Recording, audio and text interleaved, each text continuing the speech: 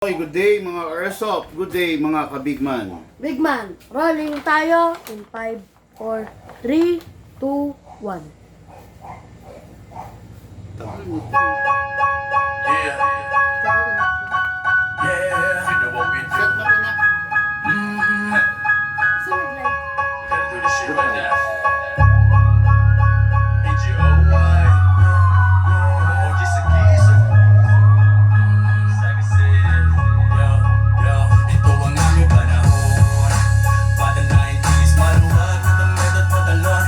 Mga pandikinan hanggang ngayon'y mabisa. Kahit na kanino mo pa'y pagtanong, ito ang aming panahon.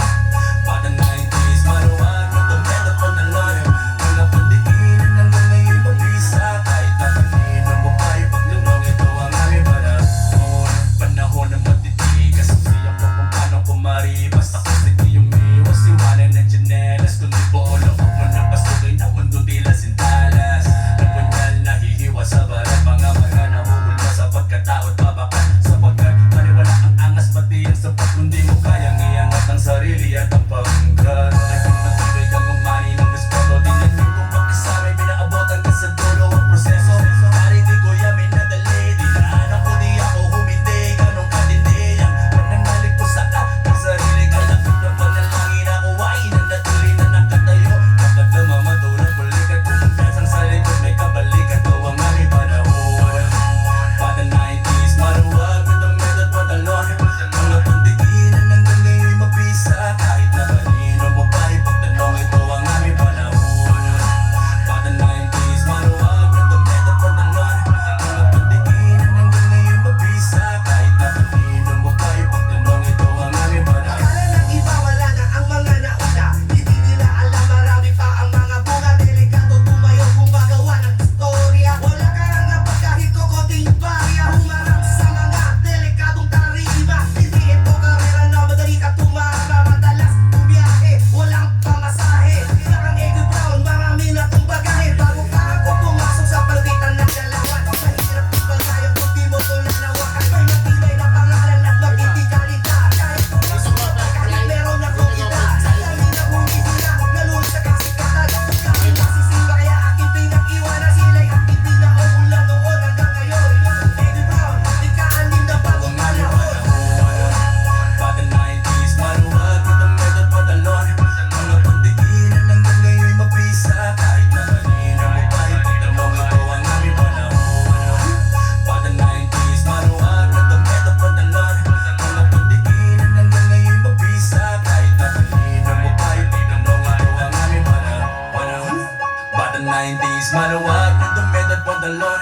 Mga pandikinan hanggang ngayon'y mabisa. Kahit na kanino mo pa'y pagtanong sa kahit anong panahon. Di naman pupura ang pangalan at iniwan na marka. Wala sa mga tunay, pantay na matitibay na siyang mananatili sa habang panahon. Dilito ang mga fake. Pag dinikit na sa legit to street, walang bawal but learn to segregate your shit, bitch. Kainin mo yung tae mo pag sinabi ko, walis ka sa bakuran ko. O di ba hindi mo na-guess, homeboy, bago mag-angas, no who to respect. Holy speed, subok na doon ang panahon na kinatot ang mga araw na 17 taon na bago mahulma. Aking binuda, ang pangalan sa iyong gunita. Kaya naman ngayon alam nyo na, ugi sa gisa, laging may pirma sa kada verso. Lagi ninyo kinakabisa, wala kong dapat patunayan. Sa industriya, kalsada, dilagaran. Oy, shoutout, good day mga Airsoft, good day mga kabigman. Hello mga Airsoft, ako po ay muling nagbabalik sa ating actually meron akong pinuntahan kanina pero ngayon nakauwi na ako, kaya lang meron akong kailangang idaos na review and unbox, no? Isang item for shipping, isang item for lalamove para sa ating mga Airsoft.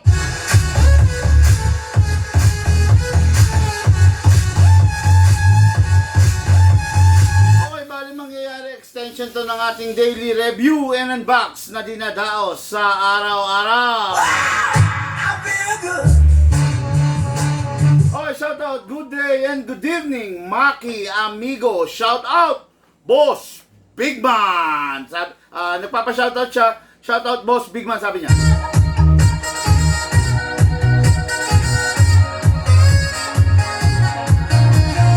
Okay, shoutout po sa sa ating mga karsop na ngayon ay bumabaybay sa matinding dala ng traffic, no? Kasi rush hour ngayon, walang mainit ang ulo, stay put lang, relax lang sa pagdadrive, walang road rage sa ating mga karsop. Ingat lang yung mga bumabiyahe sa North Luzon Expressway, South Luzon Expressway, Cavitex, Calax, lahat, no? Sa EDSA lalong-lalo na. Huwag mainit ang ulo, relax lang. Manood ka ng vlog ko para ma-relax ka lang, para maaliw ka. No, hindi, pero yung nagda-drive, makinig lang. Huwag ka manood kasi baka mabangga ka, no? So, relax lang sa pagda-drive. Hayaan mong mag-play yung ating live ngayon. Pakinggan mo lang, focus ka lang sa pagdadrive. Abang nagdadrive, makinig para kumalma ang inyong pag-iisip.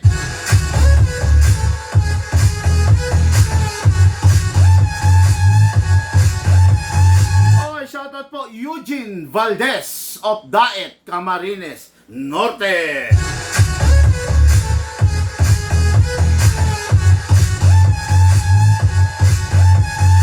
Unit ng ating karsop, Eugene Valdez, Daet, Camarines Norte is the Godfather 6.0. Ito po yung ganito, yung ganitong unit, ito yung ina-upgrade natin. Malakas, matikas, halimaw, mas mahaba kaysa sa standard.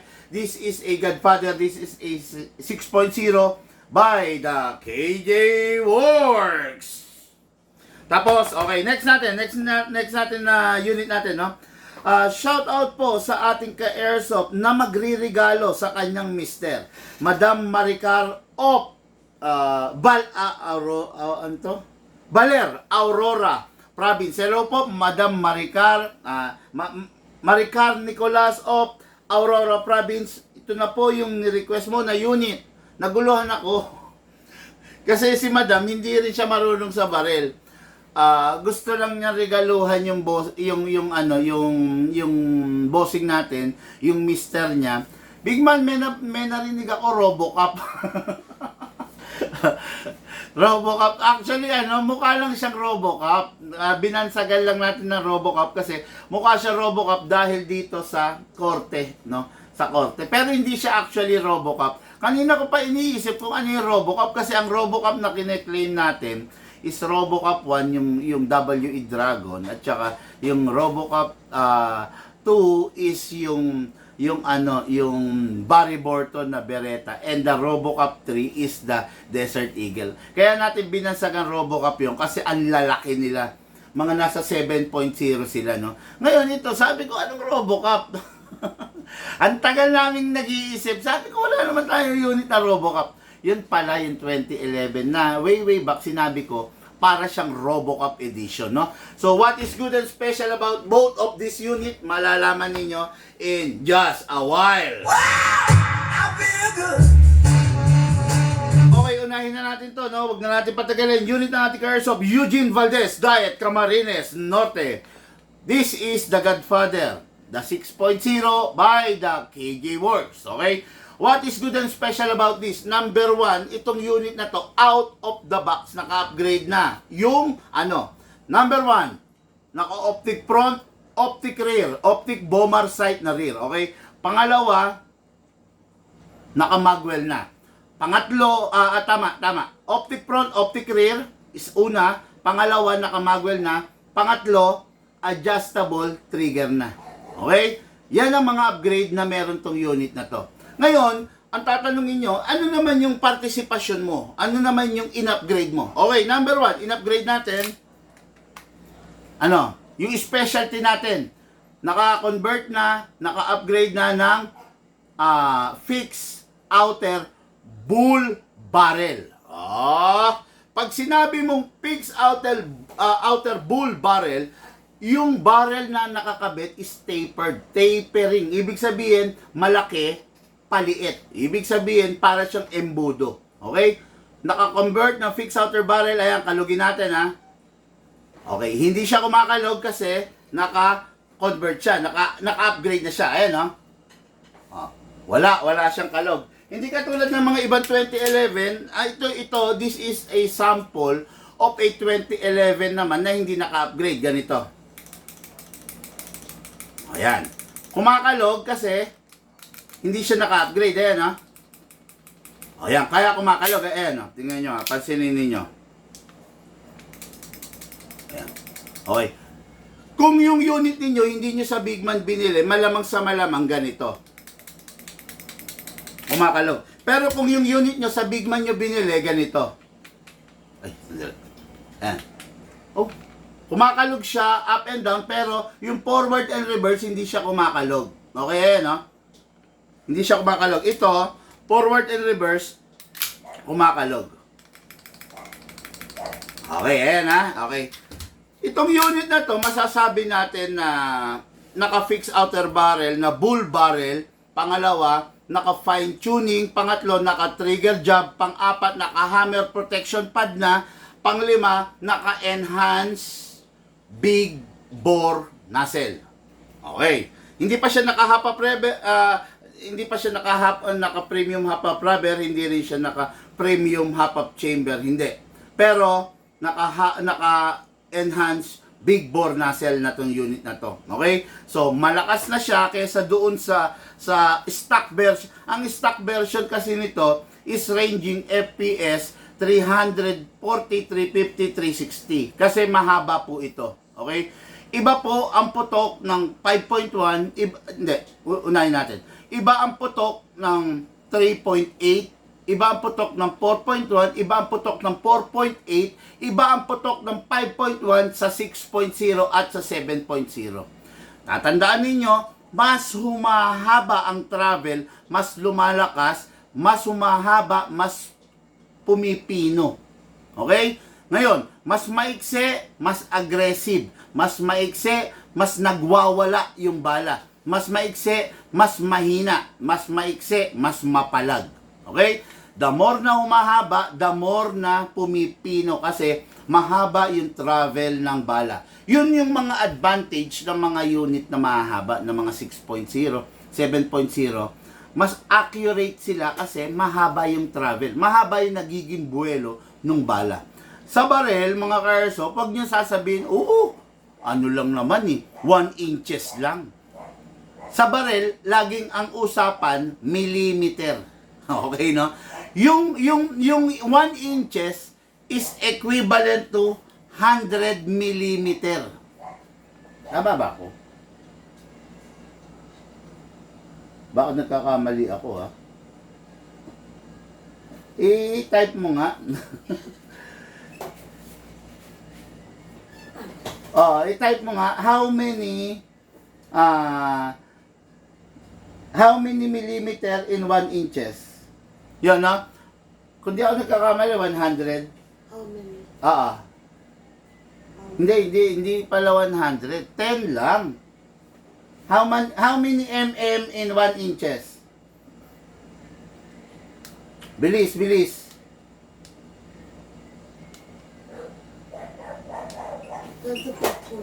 Ha? Okay.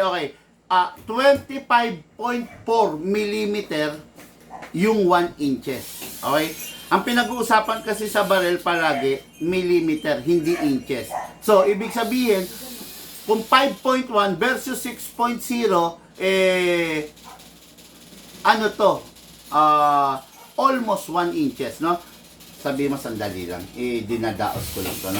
Almost, pwede naman papasukin, almost 1 millimeter, okay?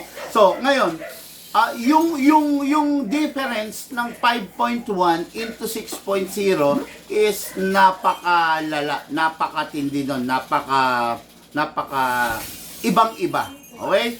So, itong unit na to, this is the Godfather. In-upgrade natin from I think 340, 360. Tingnan natin kung ilang FPS ngayon. Request to ng ating Airsoft Eugene Valdez of Daet, Camarines Norte.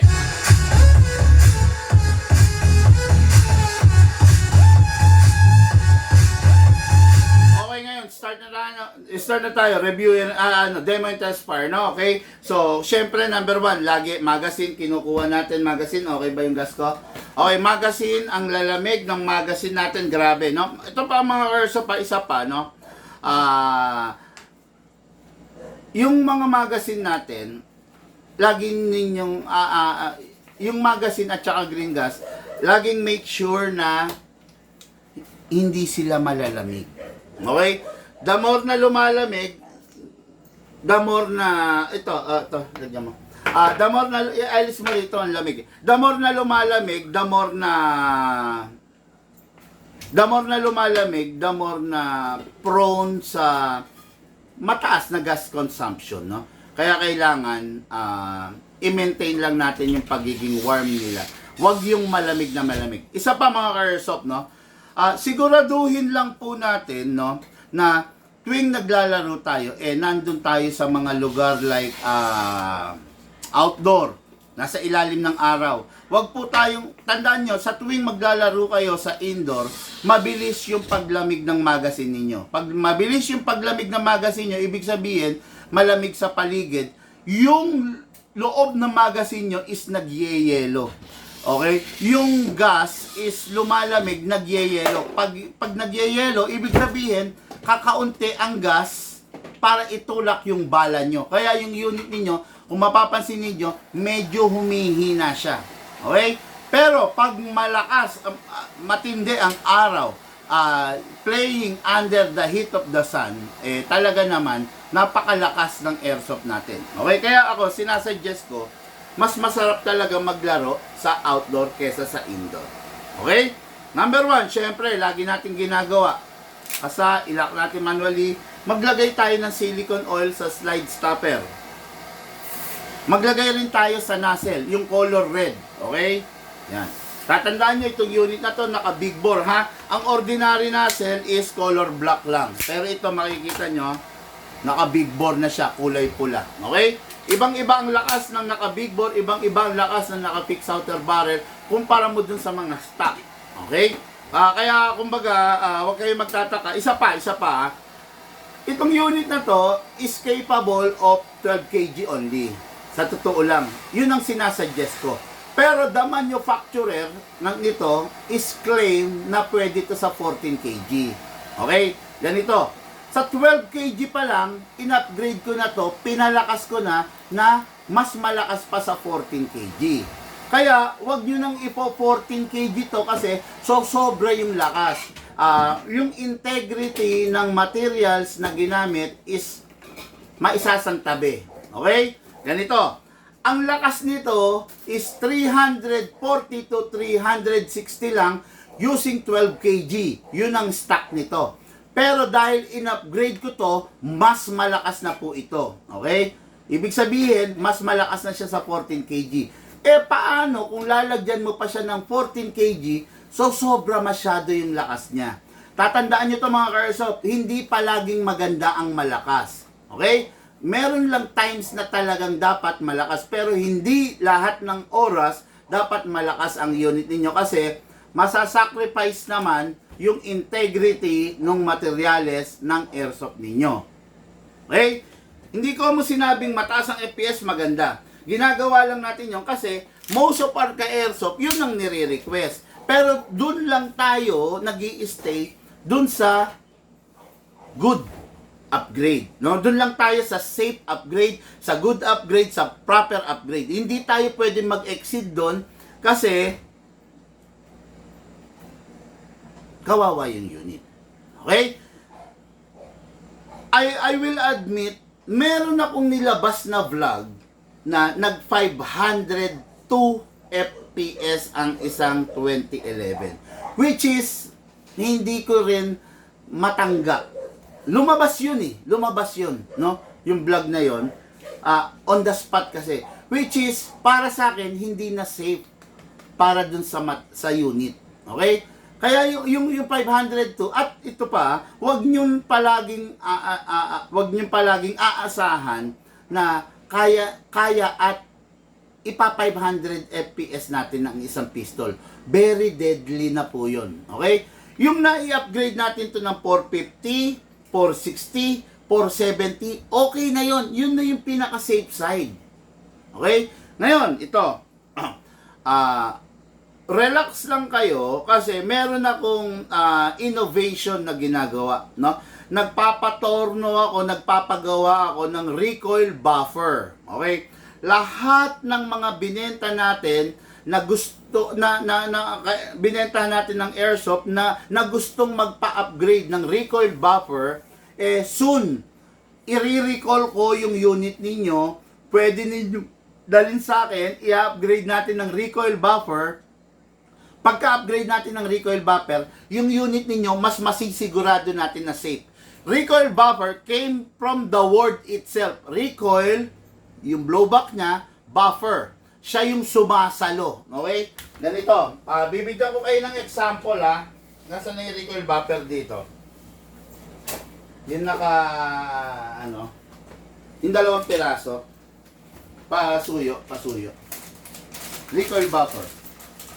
Yung naka-paper bag, hindi yan. Pasuyo yung recoil buffer. Pa-check na lang. Yung dalawang piraso. Alam mo yung itsura doon? Sige. Check. Yan. To.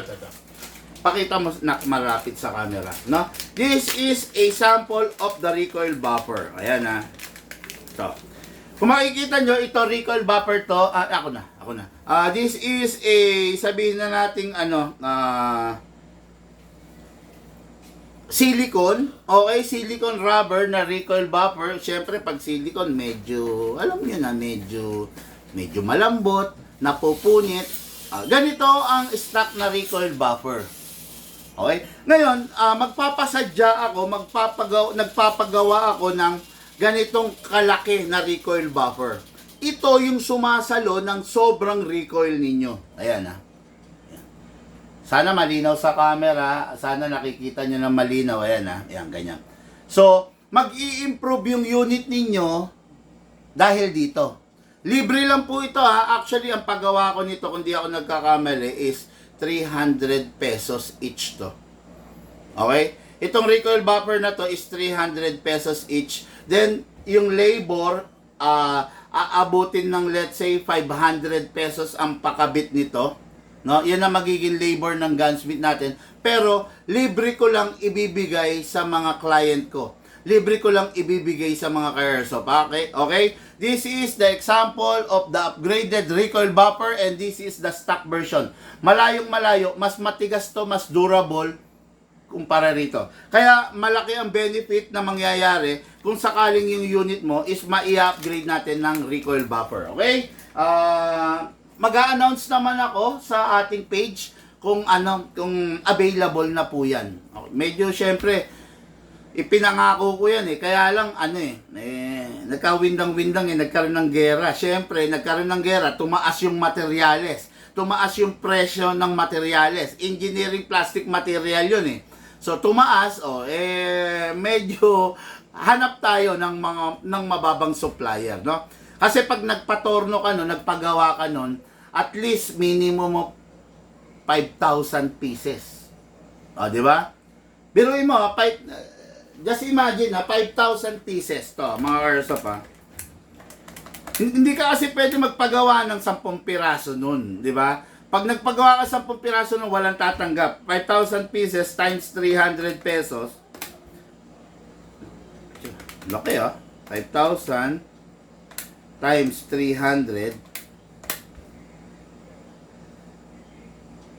Laki ng uubusin Million No? Kaya kailangan makahanap tayo ng supplier. Ayan, 5,000 pesos mga ka-airsoft ito Pakita ko lang sa inyo Ayan 5,000. Okay, ayan, 5,000 pesos. Okay, ayan, 5,000 times 300. Ayan, times 300 Okay, equals 1.5 million. Okay.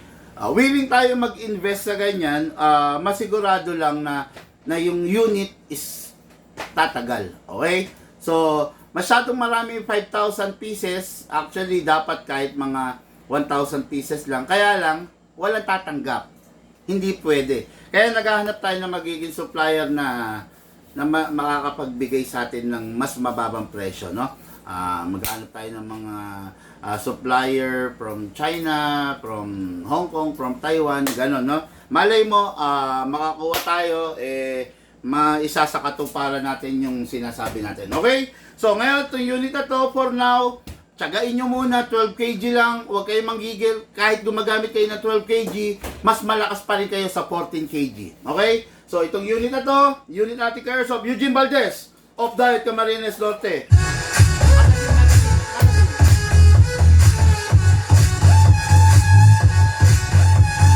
Okay, shout out, good evening, Skeptron. Good evening po, Boss Bigman Habi. Hello, bossing!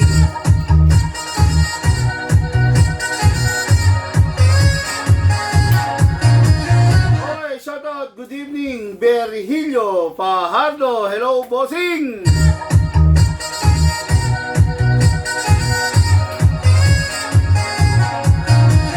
Okay mga Karsop, this is the magazine. Number 1, syempre, kailangan natin lagyan ng silicone oil spray. Lagyan rin natin dito sa ilalim, silicone oil. Okay. Ngayon, kuha tayo ng, syempre, sabi ko, lagi ko sinasabi sa inyo, 12 kg. Asal isa natin, yung pop dino lang. Ubusin muna natin yan. Okay, no? Okay. Pop dino, 12 kg, upside down, then press down. Oh, may singaw, ah. Oh, may singaw. 1, 2. Okay na muna yun. Wala yatang rubber. Anyway, lagyan natin mamaya, no? Okay, lalagyan mo lang yung unit mo, 2 seconds, kasi ano naman yan upgraded naman na no? So, low consumption pero mataas ang FPS, okay?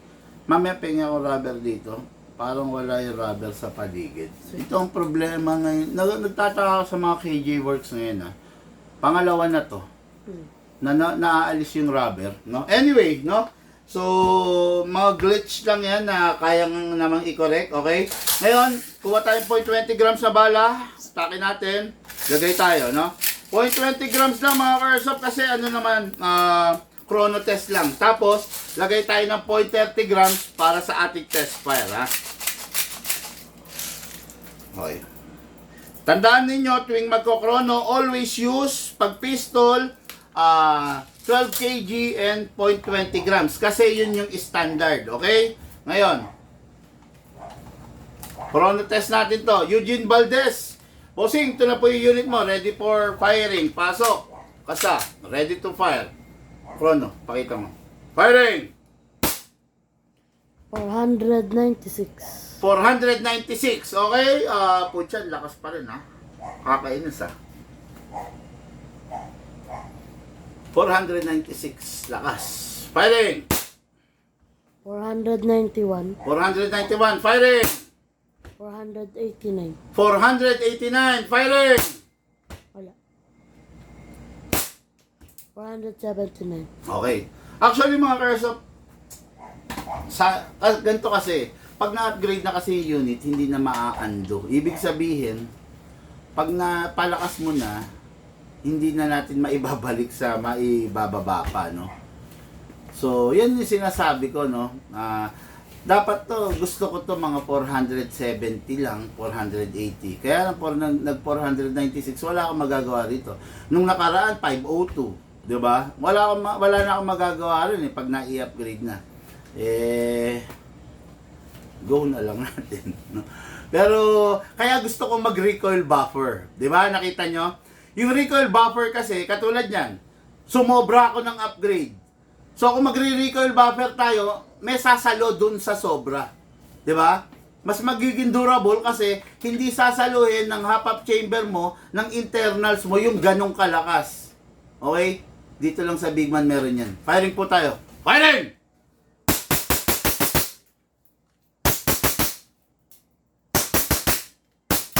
Open slide. Kasi wala na siyang bala. Next thing to do, release the magazine. Release the slide. Then rest the hammer by pressing the trigger. Okay mga Karsop, meron pa tayo isang unit. Kaya lang, meron po nag-aantay sa atin at meron lang akong konting pupuntahan, no? Lagyan pa natin. Lucas, firing mo, sayang yung hangin. Okay, para makita rin nila. Okay, firing Lucas. Firing. Grabe, ang sarap ng unit sa totoo lang mga ka-airsoft. Firing, double tap! Firing!